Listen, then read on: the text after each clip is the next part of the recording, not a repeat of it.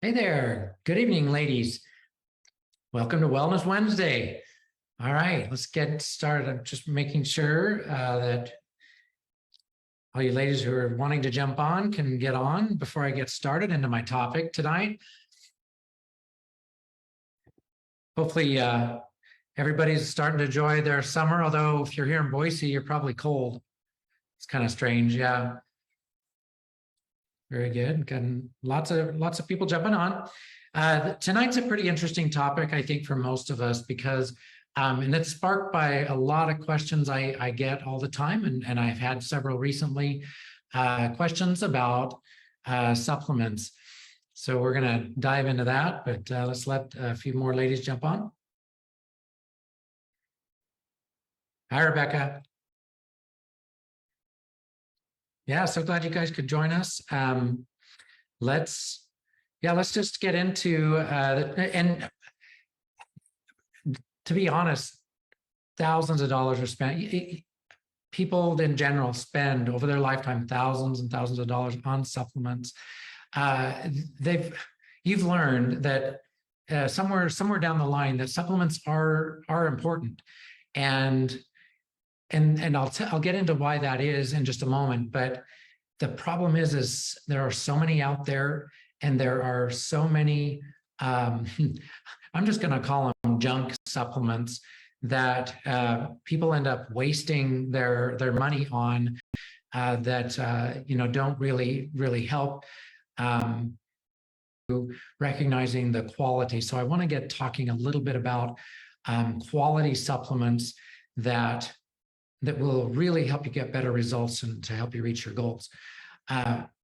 First of all, taking supplements, the idea there is we truly, when it comes to vitamins and minerals, we truly do not get the nutrients out of the food that we eat that we once did, especially vegetables, and some fruit. We talked about, so a couple of weeks ago during the master class, I talked about grains and the monocropping that occur that we do all over the place. Monocropping means we plant the same crops in the same ground, and just the longer that goes on, the more depleted soil gets, and we are harvesting grains and vegetables that are severely depleted in nutrients. So that's certainly one good reason why supplements are truly a pillar of health. We need nutrients. We use them up. We talked about toxins in the masterclass, about how toxins affect our bodies and cause inflammation. Well, really, our body, in order to deal with them, uses up nutrients in a way to deal with that problem, rather than allowing those nutrients to be used for the proper pathways that our body needs them for. So this is a huge deal, and why so many of us generally just become more and more nutrient depleted as we age, because that's how that happened. And we just don't get we stop functioning as efficiently and as well as we should, right? So when we talked about testing, the imbalances that we find all the time are generally imbalances with nutrients, all right, and building blocks, physiologic building blocks that we need, like fatty acids and amino acids. Okay, so supplements are in several categories. I like to divide them into vitamins, minerals, nutrient supplements, like they might be called nutraceuticals. I'll also throw in binding agents or detox supplements, and there are supplements that are used to kill microbes, right? They're not antibiotics because they're not pharmaceuticals, but they certainly are bactericidal or bacteriostatic, meaning that they're going to bring the level of, say, bacteria or maybe viruses down into control. And then we talk about the kinds of supplements that we need for, so like, and I mentioned binders or chelators that are not, these are not, they're not used well by the general public, because it really does require a knowledgeable doctor to know how to use these things. Okay, then there are glandular supplements, and these have become really popular, especially when it comes to thyroid. And then there are certainly other glandulars out there. So adrenal glandulars, there are liver glandulars and thymus glandulars and so forth. So these all have a purpose, and they all can do so many good things. But I want to first talk about, well, what determines quality versus junk, right?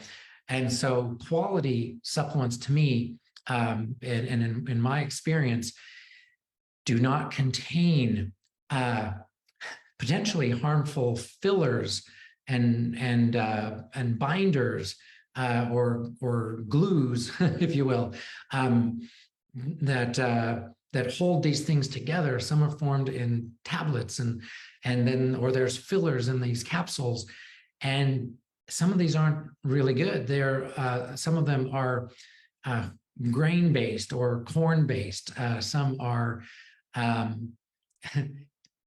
literally some of these tablets, and certainly this applies to some medications, talc-based, like stuff like this.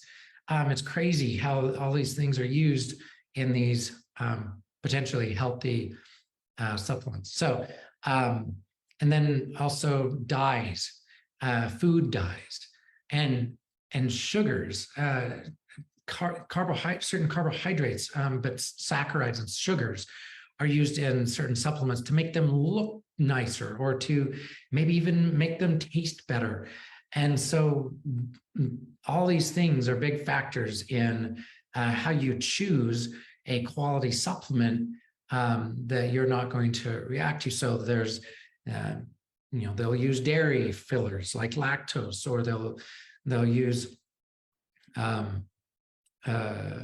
things like, well, GMO products and GMO derived vegetable capsules. I mean, there's all kinds of crazy stuff out there. So, like I said, you want to look for supplements that are endorsed by doctors, usually functional doctors. I found a huge discrepancy on the medical side, where I knew some doctors who would readily promote things like over-the-counter vitamins that you would get at your Walmart or Fred Meyer kind of in-store pharmacy, and over the counter. And I look at some of these, like these supplements for macular degeneration, and they've got all kinds of crazy crap in them, like these fillers and like these dyes. Why would you need to put FD&C yellow or red dye in a supplement? Again, I guess to make them more appealing to the eye, or whatever. So it's interesting, right? The other issue is absorption and bioavailability. So a lot of these supplements that you just get over the counter, and I'm not going to pick on a lot of them, but there are some that certainly we're familiar with, and I hesitate in this kind of forum to give specifics, but just your known chain, wholesale type places, they tout their supplements, that they'll claim that they're better quality. But man, they're not. A great example is fish oil. Fish oil supplements, and this has been amazing as I've found this over the years. Fish oil is, and the medical establishment promotes fish oil supplements. Many doctors do, cardiologists. They'll promote these. The problem is most fish oil supplements are actually rancid by the time they even reach the retail shelves. And because they're rancid, they are now bad fats. So they do not necessarily promote health. They can cause inflammation. Excuse me. And so I can't recommend any of these types of supplements. While I agree that fish oil, omega-3 supplements are super important, but not these. These are going to be worse. A lot of even krill oil supplements. It really doesn't matter what kind of fish. They're going to go rancid quickly, depending on how long they've been stored in the warehouse and so forth. So there are ways to help the quality of these types of supplements. And it means that they get broken down first into monoglycerides. So there are supplements that I utilize with my patients that are, instead of triglyceride or fats, they are monoglycerides, already being broken down. They do not go rancid as quickly. They have a longer shelf life, and they will help with inflammation, fight against inflammation. So this is a very important example. Okay, so absorption. A lot of these vitamins and minerals. Okay, so minerals in most of these commercial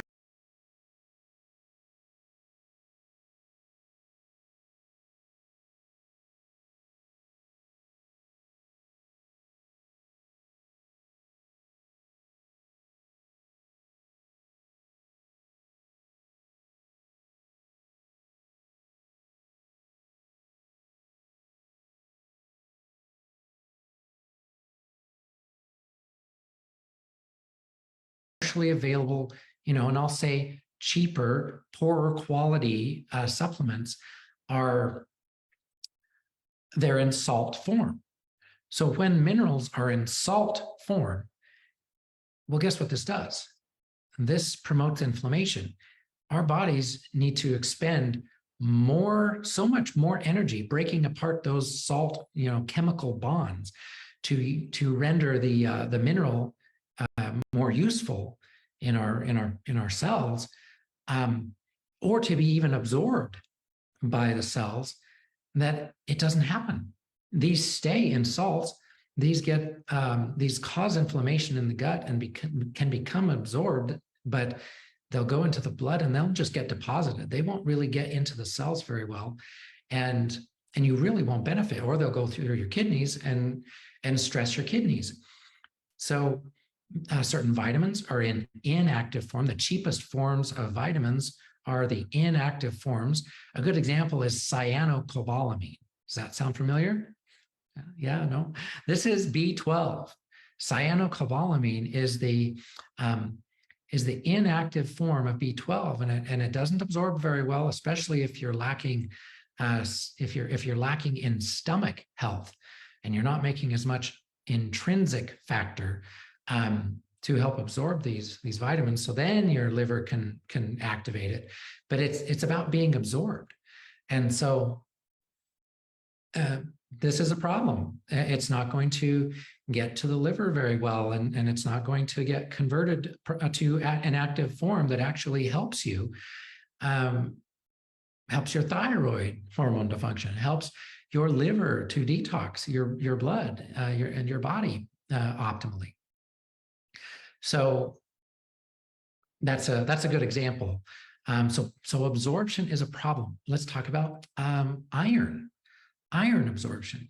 So ferrous sulfate, very common mineral, iron mineral salt out that's available in, it's even by prescription. Regular doctors, prescribe this all the time to get iron levels up. And so much of it does not get properly broken down and absorbed into your cells.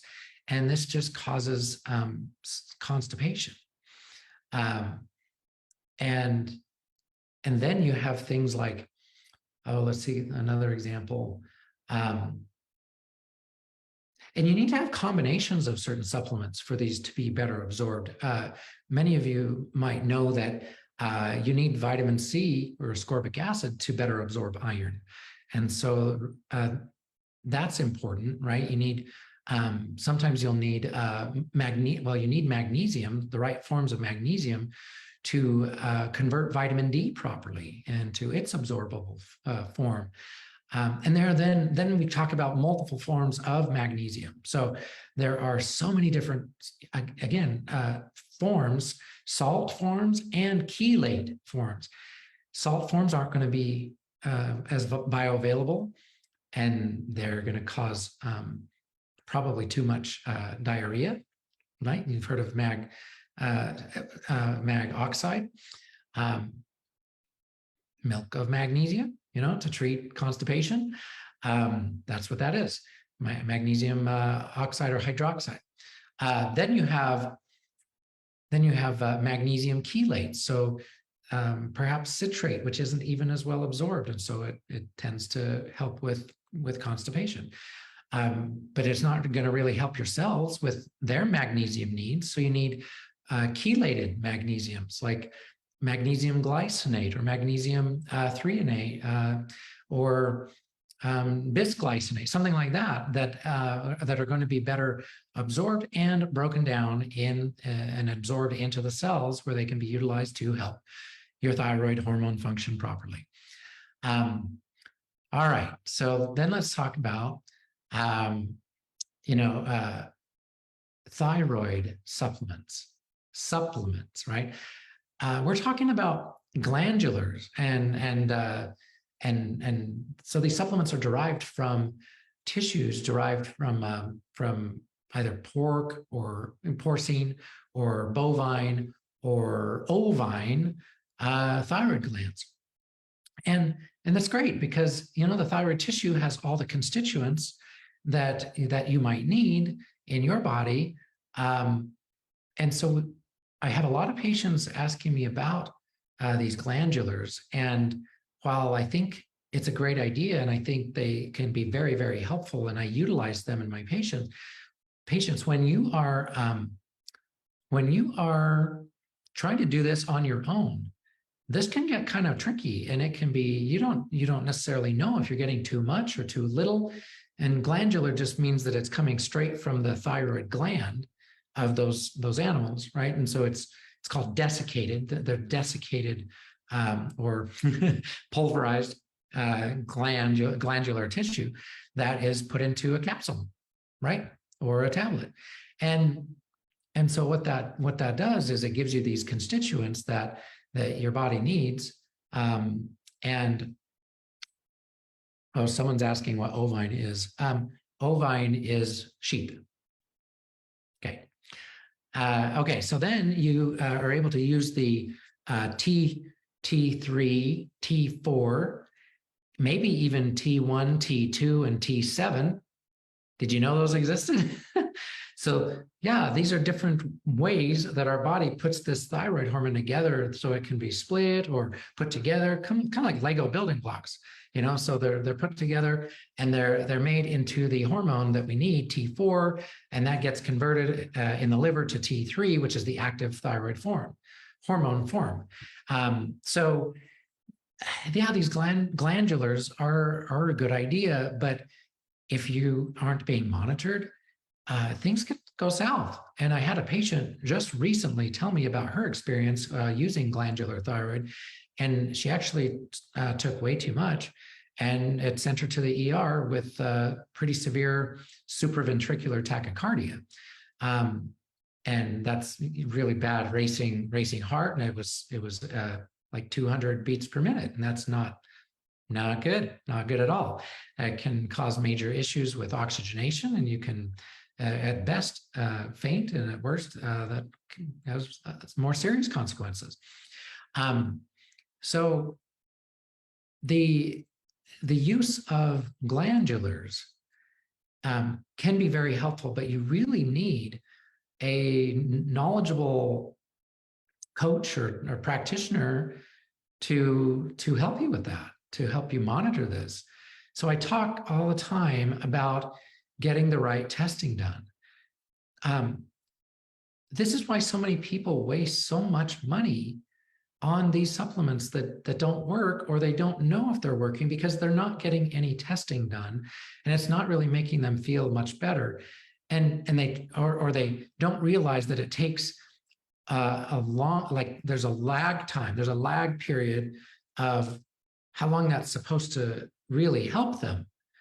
So it could take months, it could take, at least weeks for many supplements, for many of these minerals and vitamin supplements to even make a big difference in how you feel, because there are so many other factors that will be uncovered with comprehensive testing. So you've got to get comprehensive testing so that you can arrive at a comprehensive diagnosis with knowledge of your imbalances. All right, that's why this is so important. You don't want to be guessing and then causing problems like happened with this lady. You want to be doing things the right way. You've got to have someone who's knowledgeable looking over this with you and helping you realize that what your specific imbalances are, so that you can make the proper adjustments in your, hopefully a customized care program. So yes, supplements are absolutely necessary when you are dealing with disease. Have you ever heard the term way behind the 8 ball? You've got to catch up. And in order to help your liver and your thyroid and your adrenal glands and others catch up, your immune system, you have to get a lot of the right nutrients inside in a usable form, so that A, you're not wasting your money, B, you're not spinning your wheels just guessing, 3 or C, where you're really just not, you're kind of in and out of the supplements, and you're not really giving them enough time to really work for you. And so it's just guesswork, right? Life's too short. If you're feeling badly now, there's not time to get feeling, really to get feeling better, to really start, making the educated, targeted, decisions based on what you need, based on testing with the supplements. So that's what's going to help you crawl out of this disease hole, if you will. Or I like to sometimes refer to it as a snake hole that you're trying desperately to claw your way out of, but you just need guidance. You need someone to be there at the top with the rope thrown down to you with the right plan for you. So I think it's absolutely necessary to get the right tests so that you can figure out what your imbalances are and be able to treat those effectively with the right protocols to help you solve your problems. And if it means getting ready for taking you through like a detox, people get the wrong idea about detox. You can't just go online and get a detox kit and go after it.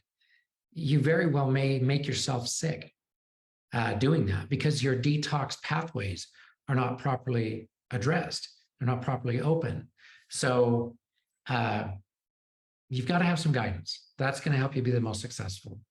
All right. So I think I have some questions. Well, and that's a good point. So I'm looking at some of the comments. Terry brings up, when you're desperate, you will try to figure things out. And sometimes it's trial and error. Certainly, it's just how long do you trial a supplement? How long do you give it? How long do you want to put up with the error?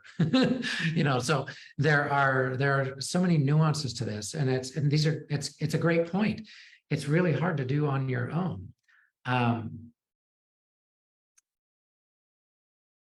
Okay, so and there's some specific questions. Rebecca asks, how does chromium picolinate help with blood sugar? Chromium is needed in the electron transport chain. Big words for the energy factories in our cells. And when you can get those going, that helps the cell burn glucose better. And then your cell will want to express an insulin receptor to accept more glucose into that cell. And so it really wants, to bring more glucose in, and that will help lower blood sugar.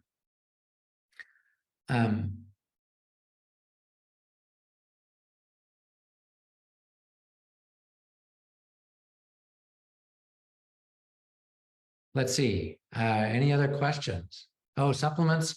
What's a good supplement for leg cramps? Leg cramps can be caused by many things. It can be a mineral deficiency in general. If you're drinking filtered water, which is a good idea, sometimes that filter knocks out some of the minerals. And so you have to know the right minerals to replace. Sometimes you drink too much of that water and you dilute your body's mineral composition. And so that in and of itself can also cause leg cramps. So too much hydration and too little hydration with the right minerals. Specifically, people that lack magnesium, people that lack potassium, okay, can have leg cramps. Iron can be a cause, iron deficiency can be a cause of leg cramps.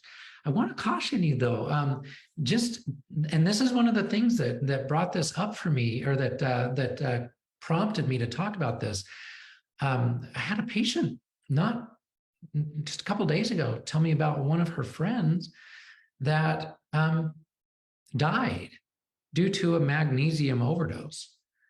She was certainly in a lot of pain. She had read that magnesium can help with pain. And so she just kept taking it because her chronic pain wouldn't go away. And they found her deceased in her home with tons of these open and empty magnesium bottles.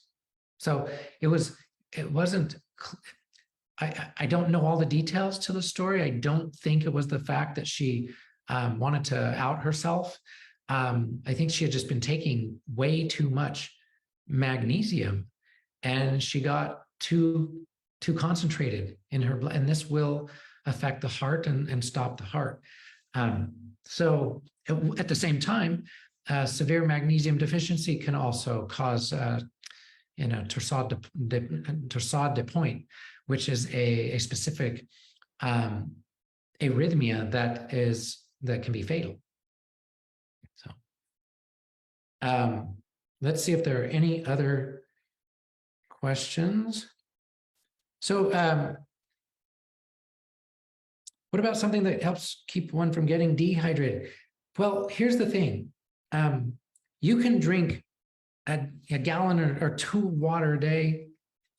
Don't do that. And still be dehydrated. It means you've got to get testing to show why your cells aren't making water. Those energy factories that I talked about in the cells, when they're working, their byproduct is water. So the byproduct of your cells making energy is they'll also make your cells water. And that's how you stay hydrated. You can drink water till the cows come home and you will be dehydrated, depending on what's going on in your cells, what's going on with the thyroid imbalance causing a metabolic problem in your cells, or it's insulin resistance that's causing the metabolic problem in the cells. So You can use a salt solution sometimes to help with that. Pink salt is great. Usually it's about a quarter teaspoon to a quarter teaspoon of pink salt or Celtic sea salt to 10 ounces of water. But again, I really caution you on that unless you really know that you're lacking in an electrolyte balance. If you're not balanced in your electrolytes, but most of you are, to be honest, most of you are struggling with fatigue and with, just slow reflexes, slow movement, just slow brain function. When you're dealing with that brain fog, then you're probably dealing with an imbalance there.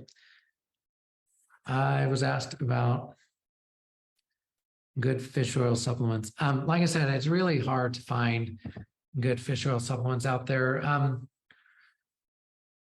Really, the ones that I promote, that I recommend and promote, are really the only ones I would honestly trust, and they're hard to find without a doctor prescribing them. But you might get good luck with, well, one thing: eat good fish.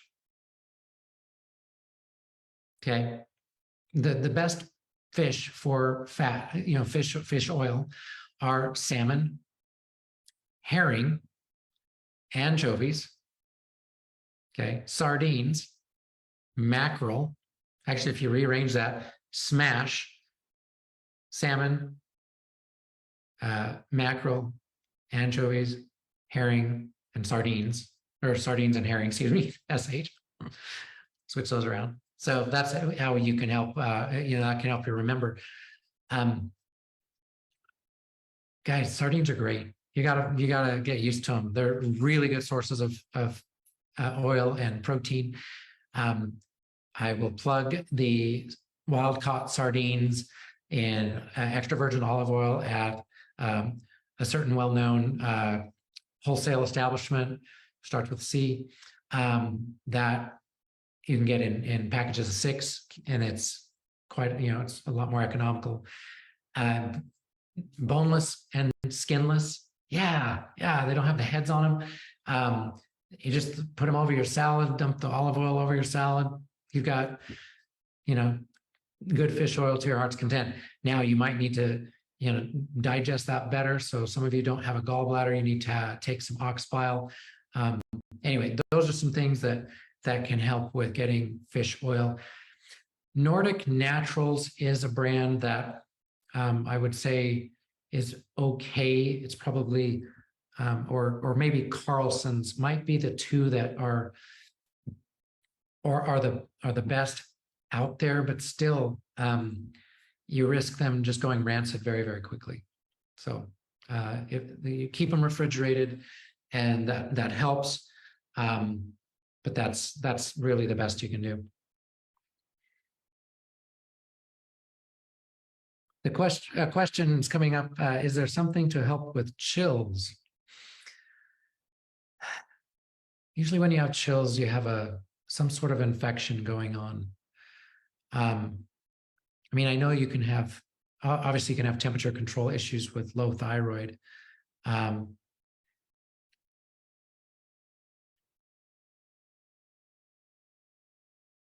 There's just a lot of things that have to be looked at there. So I don't know that there's not really one in particular that would necessarily help with that. You might need, it's not really the same. Niacin, you don't want to really cause a flush, but yeah, I don't know. That's not really something that you want to try to solve with a supplement. You need to figure out what's going on. All right, there was another question. Let's see, let me down. Fresh tuna. Yeah, Marlene, how does fresh tuna fit in there somewhere? Yeah, wild caught tuna is certainly a good option for fish, and I don't mind you using the wild caught tuna in pouches that are in either water or olive oil. they have been cooked and then packaged that way. Usually they're in the BPA. You want to look for the BPA free pouches, because we know the BPA is not good for those who have estrogen problems, estrogen dominance problems. Anyway, or insulin resistance. So those, that's not a bad way to go, but certainly wild caught fresh would be so much better, so much better.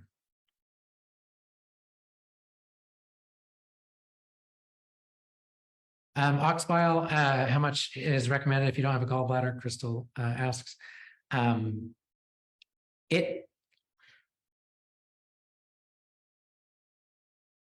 I don't remember offhand the milligrams. I want to say it's around.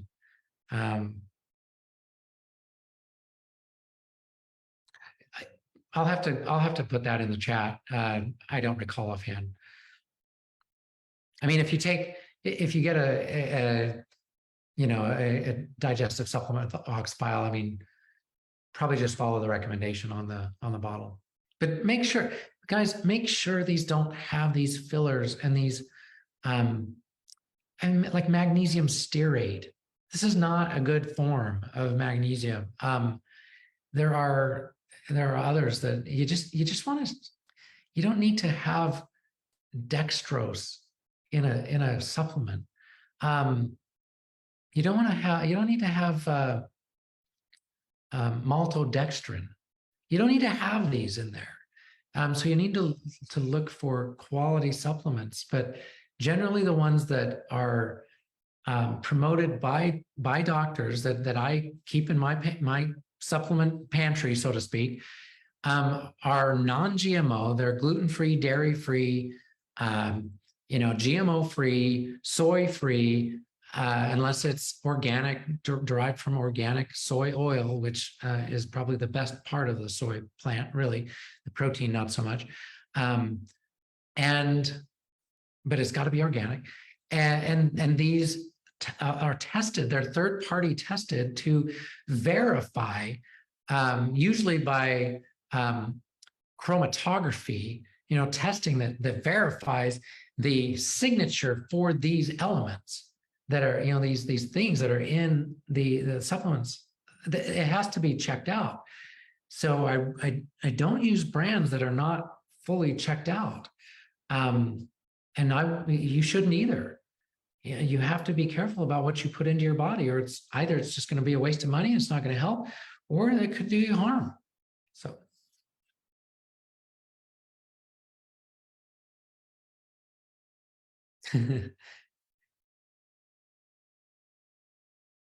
Yeah, Wendy, it is so important to learn about this stuff. Yeah, so I think I'll just take one more question about liquid iodine.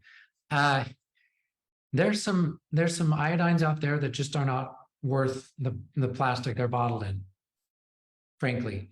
You want to use an iodine that is probably chelated with a humic or fulvic acid, preferably a fulvic acid, and or something called nascent iodine. Really, and so rarely do people have super adverse reactions. I have had patients who have had bad reactions to iodine, but I have to say it's probably what they were made with, because iodine is part of you. That's what makes up a thyroid hormone. So some people really need it. Some people need supplemental iodine. Some people don't, and you're going to recycle it if you don't chelate it out, because you are fluorine toxic, fluoride toxic, or you are bromine or chloride toxic. So from pesticides, this causes a lot of damage, and this is actually a cause of Hashimoto's. So it is important, but it's useful to get the right kind and to have supervision with that. Okay, I think that's that. We're going to wrap it up there. Thanks for all your questions. That was good, great interaction. I hope that this has helped learning, you're learning on this topic, because it's so important. We really do need to get the nutrients that we need somehow. And supplementation is the way to go about it, so that you can reach your goals and get better results. Awesome. Well, have a great evening, and we will see you next week. Take care, everyone.